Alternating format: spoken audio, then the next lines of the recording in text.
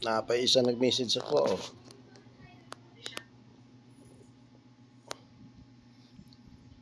$30 yung palit.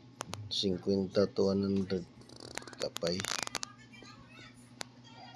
Kung dagan yung maligya, mas dako yung palit. Scam man eh. Oh. Pakita pa niya mga resibo ngayon itong palit. Oh.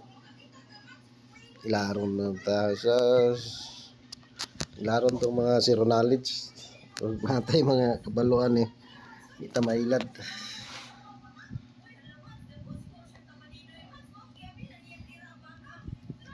Ako sige binuangan no. Sample po send ka muna ng GCash. Sige una mo send. Lisod na ikaw mo muna. Dili man na siya mo send kay madlock po na siya mga scam. Gusto niya siya mo yung mga scam. Nice ilaron. Ang kanang mga scammer na ka-artist ako ha.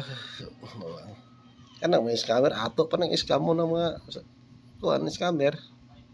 Kita pa yung mga scammer. Ada na kasimple na.